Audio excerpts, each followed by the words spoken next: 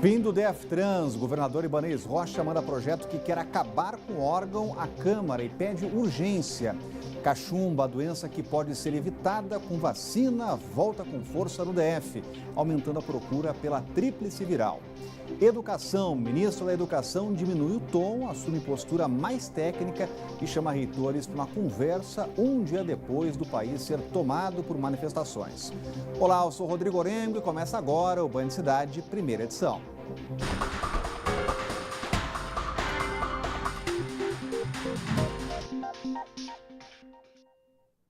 Olha, não pode chover que algumas áreas aqui do Distrito Federal sofrem e muito com a chuva. Moradores reclamam, tem muito problema realmente. E se você pensou agora em Vicente Pires, é para lá que nossa reportagem foi e vai trazer mais informações. O que era uma obra da rede de água pluvial virou uma imensa cratera no conjunto 7 da quadra 301 em Samambaia Sul.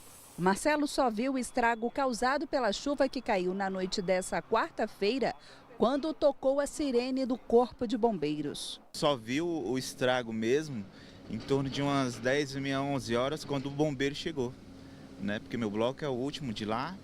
Aí eu só escutei a sirene falando para o pessoal tirar os carros, né?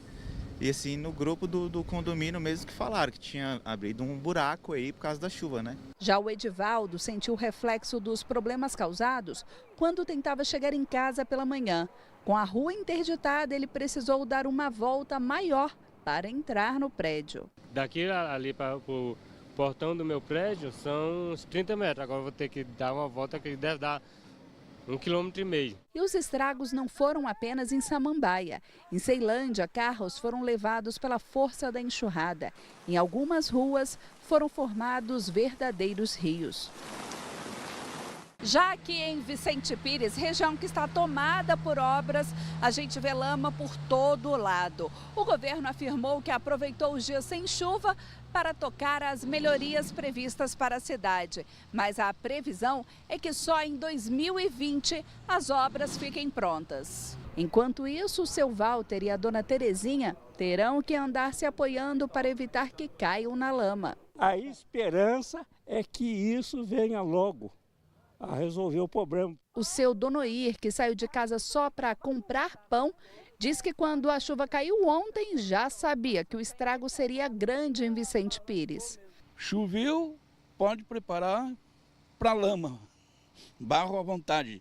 Isso quando não dá aquelas enxurradas d'água baixando aí, né? Parece uma cachoeira. E o Diego teve que procurar outra rota para continuar o caminho, já que a rua que ele iria pegar estava interditada. Começaram muitas obras em muitos lugares ao mesmo tempo e a chuva e não terminaram, né? Tá difícil.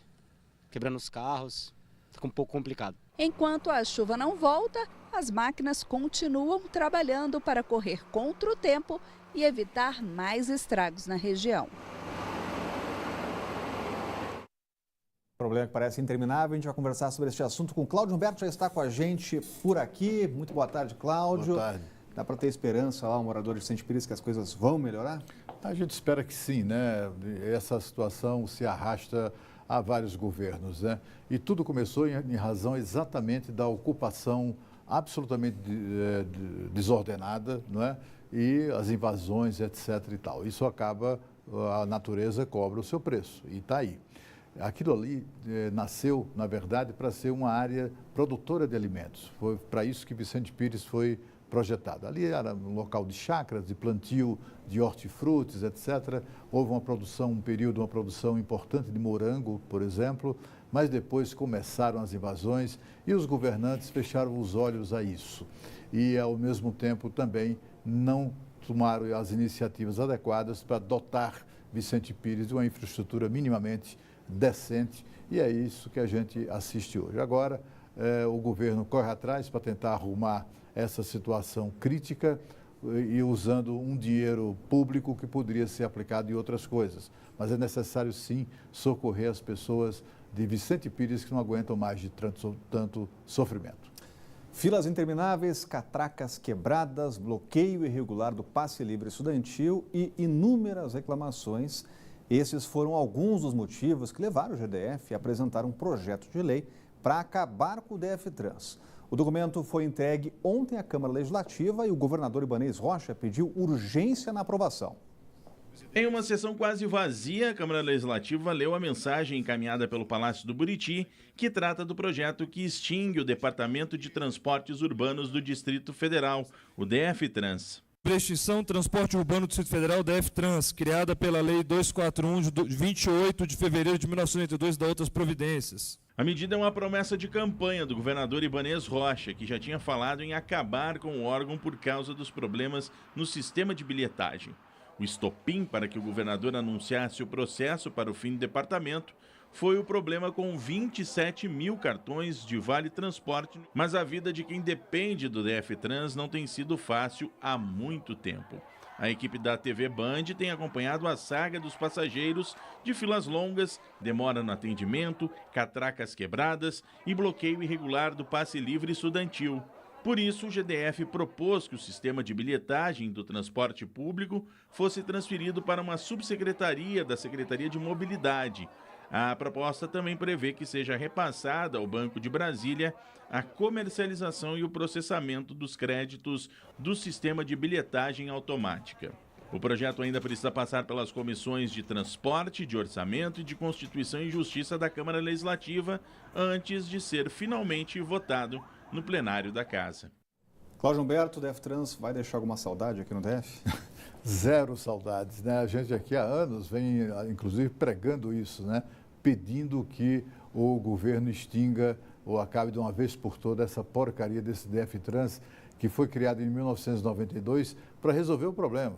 E não resolveu coisíssima nenhuma. O que a gente já viu ali foram vários escândalos de corrupção e a permanente ineficiência. Eles não conseguiram, ao longo de todo esse tempo, criar um sistema minimamente confiável, decente, para que as pessoas não fossem submetidas ou não sejam submetidas ao sofrimento, longas filas, inclusive debaixo de céu, de chuva, tudo isso para suprir a incompetência desse órgão que felizmente não vai deixar saudades. E a Justiça mandou o GDF desbloquear leitos de UTI que estão fechados. Além da abertura de mais de 60 vagas, a Secretaria de Saúde deve manter um mínimo de 458 leitos até novembro deste ano. A ação foi ajuizada pelas Defensorias Públicas do DF e da União no ano passado e pediu o desbloqueio de 68 leitos de UTI. A Justiça determinou que esses leitos sejam abertos em no máximo 10 dias. A Secretaria deve garantir ainda o mínimo de 458 leitos até o dia 15 de novembro. Foi fixada uma multa de R$1.000 por dia para cada vaga de UTI que deixar de ser disponibilizada.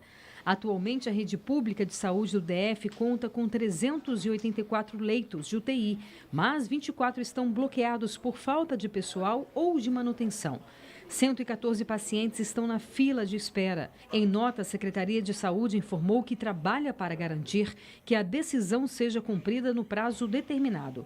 Disse também que as vagas de UTI surgem mediante alta por melhora clínica, morte ou transferência dos pacientes. E o encaminhamento desses pacientes prioriza os casos mais graves.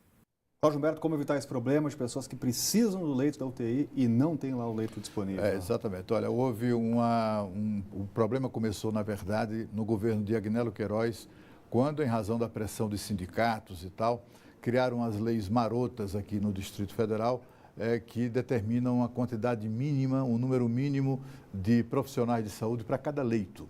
Isso, e além disso, o governo também reduziu a carga horária de muitas categorias que eram obrigados a trabalhar 40 horas semanais, passaram a trabalhar 20, ganhando a mesma coisa, mas trabalhando pela metade.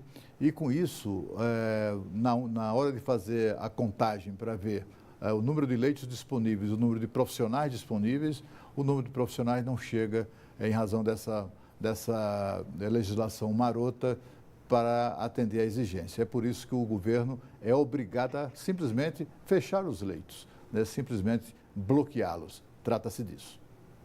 O Senado aprovou um projeto que altera a política nacional sobre as drogas. A proposta aumenta a pena dos traficantes e facilita a internação voluntária dos dependentes químicos. Tem detalhes chegando ao vivo com a Renata Dourado, já está com a gente por aqui.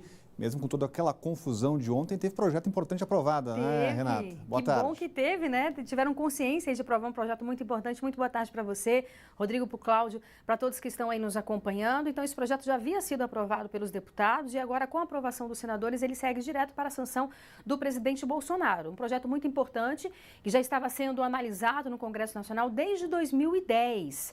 Para a gente ter uma ideia, ele muda aí a lei antidrogas e também outras 12 legislações. São vários pontos que tem, nós vamos destacar alguns desses pontos.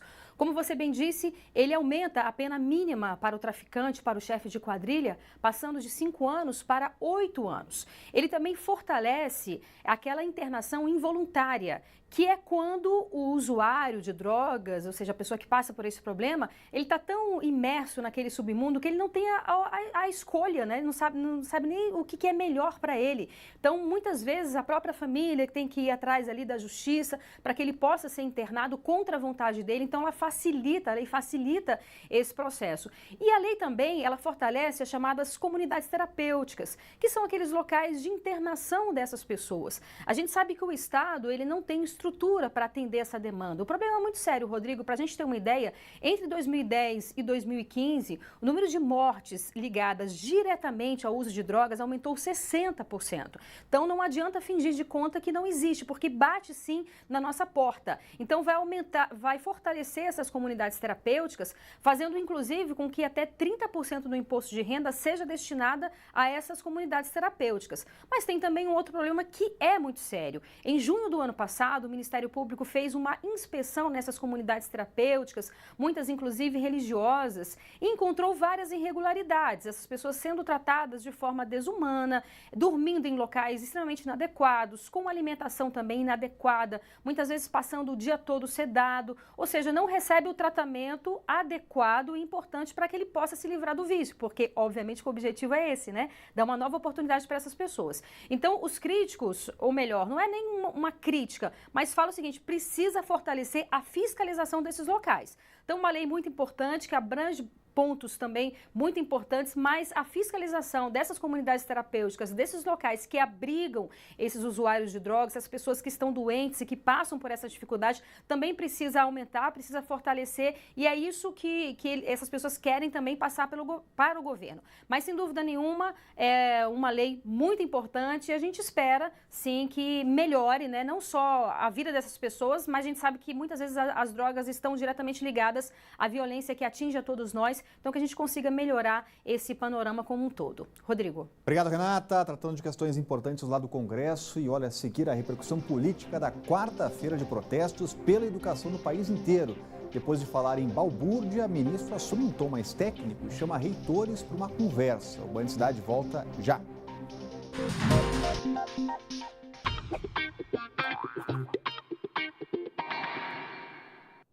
Para muita gente, cortar o glúten é uma forma de emagrecer, uma das dietas da moda. Mas para pelo menos 1% da população mundial, o composto de proteínas encontrado em alimentos à base de trigo e cevada, por exemplo, representa um risco à saúde. É a doença celíaca. Nosso assunto de hoje no quadro Consulte o Doutor. Ao meu lado, a endocrinologista Fernanda Lopes está com a gente hoje. Doutora, obrigado pela presença aqui no Band Cidade. É importante a gente conversar com as pessoas, quem está nos acompanhando, primeiro para explicar o que é a doença celíaca, como diagnosticar, doutora? Então, a doença celíaca ela é uma doença autoimune, ela é mediada pelo consumo, né, a partir do consumo do glúten, você pode começar a apresentar os sintomas gastrointestinais da doença. A questão é que em muitas situações essa doença ela é silenciosa e não se apresenta com sintomas clássicos, né, que seriam sintomas gastrointestinais, como diarreia, constipação, a flatulência. Então são situações gástricas que podem nos lembrar de doença celíaca. Agora, quando as pessoas devem procurar um médico, doutora? Por exemplo, os bebês, né? Como identificar que o bebê, a criança, pode ter a doença celíaca? Então, no caso, normalmente, como ela é uma doença imunomediada, normalmente, abaixo dos 2 anos, é muito rara a doença celíaca se manifestar. Mas algumas crianças tanto podem ter sintomas gastrointestinais como sintomas extragastrointestinais, como no caso a baixa estatura. Então, uma dificuldade no ganho de estatura, ela deve sempre ser seguida de uma investigação para a doença celíaca. Agora, qual é o primeiro passo para o tratamento? Primeiro, é importante cuidar da alimentação? A gente não fala em prevenção quando a gente fala de doença celíaca. Então, por exemplo, a gente tem pessoas que têm uma predisposição genética, com isso ela tem alguns marcadores genéticos de predisposição à doença celíaca, e a partir da exposição, né, ao longo da vida, elas podem ter a doença celíaca. Nós temos, por exemplo, familiares que têm a predisposição genética e nunca desenvolvem a doença. Mas é importante que, no momento que você tem uma predisposição, que você faça um check-up, uma triagem, né, de doença celíaca anualmente, por exemplo, para você identificar. E, a partir daí, você cortar, de fato, o glúten da dieta. E é interessante, doutora, quais são os alimentos, por exemplo, para a gente exemplificar, porque muita gente tem o diagnóstico e assim, olha, agora não vou poder comer mais nada, vou ter que mudar tudo. Mas não é bem assim, né? Na verdade, você tem que tirar, né, os alimentos que tem trigo, cevada, o centeio e a aveia. Mas você pode substituir. Então, por exemplo, na nossa culinária, a gente tem um uso grande de polvilho, né? E você pode usar a farinha de polvilho, por exemplo, a fécula de batata. Então, tem várias, farinha de mandioca, tem várias alternativas para o trigo, né, que você pode usar na dieta. E hoje em dia a gente tem coisas bem gostosas para nos ajudar no dia a dia e para aderir direitinho a esse tratamento. Porque o tratamento para a doença celíaca é a retirada absoluta do glúten. A gente não pode evitar o glúten, a gente tem que de fato tirar o glúten da dieta. Tá aí uma ótima dica para o nosso telespectador. Doutora, obrigado pela presença aqui no Band Cidade. Obrigada. Olha, um dia depois das manifestações que levaram milhares de pessoas a protestar contra o contingenciamento na educação, o ministro da área se reuniu com reitores. Ficou acertado que a situação de cada universidade vai ser analisada caso a caso. Quem precisar de dinheiro vai ao ministério, mostra o que precisa e os recursos vão sendo empenhados aos poucos, à medida da necessidade. O que mostra que o ministro cresceu, aliás, desceu o tom, né, das críticas e abriu uma possibilidade de diálogo. Ontem, para os parlamentares, o discurso já foi mais técnico, o que não evitou discussões acaloradas. Faltando meia hora para acabar a sessão, o clima ainda estava quente no plenário.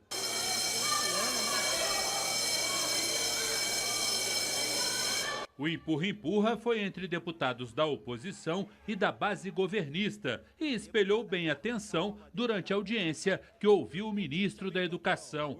O próprio Abraham Weintraub sentiu na pele a revolta de alguns deputados mais exaltados. Olha para mim enquanto eu estou falando, seu covarde! Aprenda o que é a democracia! Aprenda a debater, seu debochado! Eu estou falando com você, eu te ouvi durante 3 horas. Olha para mim enquanto eu estou falando. O ministro veio falar do corte no orçamento das universidades federais, mas acabou tendo que explicar também o desencontro de informações entre líderes partidários e o governo sobre possível recuo no contingenciamento, algo que não se confirmou nesta quarta-feira. Weintraub foi diretamente cobrado por líderes que estiveram na reunião com o presidente Jair Bolsonaro. Numa ligação ao ministro, ele teria dito que não haveria mais bloqueio de recursos no MEC. Ouvi de forma clara e nítida quando o presidente disse para os 12 líderes presentes que haveria o anúncio de que não haveria mais contingenciamento. O presidente disse isso para nós. Na resposta, o ministro disse que um dos dois lados pode ter feito confusão. Eu também não sei o que o presidente falou com os senhores. Eu não sei se ele, de repente, ele pode ter trocado a palavra contingenciamento por corte, porque assim, quando a gente está se expressando, eu mesmo às vezes falo corte, em vez de contingenciamento. Existem esses equívocos. O vice-presidente Hamilton Mourão fez uma espécie de meia-culpa nesse disse-me-disse. Nós temos falhado na nossa comunicação e agora é uma oportunidade lá dentro do Congresso que o ministro vai ter para explicar isso tudo. No plenário, o ministro foi cobrado pelas consequências do corte de recursos das universidades públicas, como fez o autor do requerimento de convocação de Weintraub à Câmara. Por quê? Do ódio a cultura do ódio ao conhecimento, o porquê dessa revolta da ignorância que toma conta do governo de Jair Bolsonaro. 30% das despesas discricionárias foram cortados das universidades brasileiras. Nós não somos responsáveis pelo contingenciamento atual. O orçamento atual foi feito pelo governo eleito de Dilma Rousseff e do senhor Michel Temer, que era vice. Nós não votamos neles. E nos Estados Unidos, onde foi receber um prêmio, o presidente Jair Bolsonaro criticou duramente os protestos. Não tem que contingenciar. Agora, gostaria que nada fosse contingenciado. É militante, não tem nada na cabeça. Perguntar 7 vezes 8 para ele não sabe. Perguntar a fórmula da água não sabe nada. São os idiotas úteis, os imbecis que estão sendo usados como massa de manobra de uma minoria espertalhona que compõe o núcleo de muitas universidades federais do Brasil. Cláudio Humberto, como fica o clima nessa área depois do dia de ontem? Que horror, né? A gente viu ali um deputado insultando o ministro, ameaçando o ministro, né? A gente vê aí o presidente da República se submetendo a alguma coisa que um presidente não pode fazer. O presidente não pode ficar sujeito ao quebra-queixo. Quebra-queixo é isso que a gente mostra. Muitos repórteres, a confusão, um monte de microfones na frente. Olha, qualquer um pode ser submetido a isso, menos um presidente. O que se espera do presidente é que ele fale depois de refletir sobre o que vai falar ou o que está falando. É que ele fale, ainda que seja previsível, ainda que seja um pouco chato, mas é um presidente da República. Não pode parecer que ele pensa e fala com o estômago. Ele tem que falar com a cabeça, com o cérebro. Isso tem que ser produto de reflexão, qualquer coisa que um presidente da República fale. Presidente no quebra-queixo, só quem ganha é o repórter, é a notícia. O presidente, nunca. E a seguir, cachumba volta a assustar o brasiliense. E, claro, muitos correm atrás da vacina que pode ser tomada nos primeiros anos de vida. O Band Cidade está voltando daqui a pouco. E você já se vacinou contra a cachumba? Pois é, a procura pela tríplice viral aumentou nas clínicas particulares desde que muita gente apareceu com a doença em pelo menos 3 universidades. O DF registrou mais de 450 casos neste ano. A cachumba é altamente contagiosa, mas tem como evitá-la com uma simples picada. Até o final de abril deste ano, a Subsecretaria de Vigilância de Saúde já havia registrado 457 casos de cachumba no DF. O número é o dobro do mesmo período do ano passado, 222 pessoas com a virose. Apesar da vacina estar disponível na rede de saúde, o recente surto da doença fez com que a procura pela vacina em clínicas particulares aumentasse. Aquelas pessoas que são mais conscientes, orientadas, elas buscam sim as campanhas de vacina. As vacinas na rede pública, ela obedece uma certa faixa etária. Então tem vacinas que você só encontra na rede pública, mas tem vacinas que mesmo que você queira fazer, você não vai encontrar na rede pública, você vai encontrar na rede particular. A cachumba é uma doença contagiosa. Os sintomas mais comuns são inchaço nas glândulas salivares, febre, dor e desconforto ao engolir. O paciente deve ficar em repouso e não ir à escola ou ao trabalho, isso para evitar a transmissão. Tem que evitar compartilhar alguns objetos, ambientes fechados. Geralmente o ideal é lugares arejados. Se eu tenho algum problema respiratório, uma suspeita de infecção, eu tenho que ficar em casa. Se eu acho que eu estou com cachumba, não devo circular, porque é muito transmissível. Essas doenças que são prevenidas com vacina, a maioria delas, elas são de alta transmissibilidade. Então, é importante um comportamento onde eu fique em casa, eu me isole, para não pegar em outras pessoas. E se eu tiver a cachumba e tiver necessidade de sair ou necessidade de amamentar, aí o ideal é que a pessoa use uma máscara cirúrgica, para evitar expelir gotículas e contaminar outras pessoas. O último local a registrar um surto de cachumba em Brasília foi o Centro Universitário do Distrito Federal. 8 pessoas, entre elas alunos e funcionários, contraíram a doença. Mesmo com o surto no DF, ainda existem pessoas que não se vacinaram contra a cachumba. Não que eu me lembre, porque já tem muitos anos que eu tomei várias vacinas, então eu não me lembro se eu tomei ou não. Na verdade, eu não estou sabendo desse surto ainda. Tem que prevenir, O pessoal tem que vacinar, se conscientizar. Aqui na Band, você sabe, tem um canal direto para fazer denúncias, mandar vídeos, mostrar os problemas aí da sua região. É o WhatsApp do Band Cidade, então anote aí o nosso número, que é o 99976-9204. Vamos repetir aqui, 99976-9204. O Band Cidade, primeira edição, vai ficando por aqui. Fique agora com o Dani Pança e o Bruno Mendes. Tem os donos da bola chegando aí. A gente volta a se encontrar amanhã ao 12:30. Tchau!